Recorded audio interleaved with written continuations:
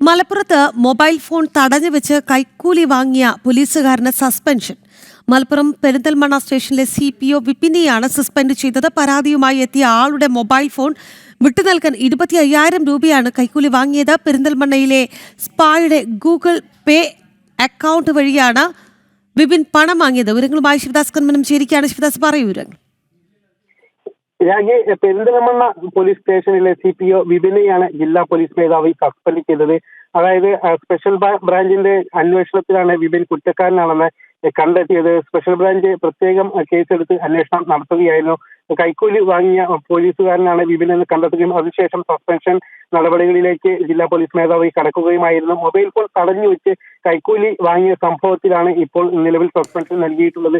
പരാതിയുമായി എത്തിയ ആളുടെ മൊബൈൽ ഫോൺ വിട്ടു തരാൻ വേണ്ടി 25,000 രൂപ ആവശ്യപ്പെടുകയായിരുന്നു. ഇതിനെ തുടർന്നാണ് ഇയാൾ പരാതി നൽകിയത്. പണം ഇയാൾ നൽകുകയും ചെയ്തിരുന്നു. പെരിന്തൽമണ്ണയിലെ സ്പായുടെ ഗൂഗിൾ പേ വഴിയാണ് പണം നൽകിയിരിക്കുന്നത്. അതിനുശേഷം പോലീസിൽ പരാതി നൽകുകയായിരുന്നു. പിന്നീട് സ്പെഷ്യൽ ബ്രാഞ്ച് അന്വേഷിച്ച് വിപിൻ കുറ്റക്കാരനാണെന്ന് കണ്ടെത്തുകയും അതിനുശേഷം സസ്പെൻഷൻ അടക്കമുള്ള നടപടികളിലേക്ക് കടക്കുകയുമായിരുന്നു. ശരി, കൈക്കൂലി വാങ്ങിയ പോലീസുകാരനെയാണ് സസ്പെൻഡ് ചെയ്തത്. 25,000 രൂപയാണ് സസ്പെൻഡ് ചെയ്തത്. CPO വിപിനെയാണ് സസ്പെൻഡ് ചെയ്തത്.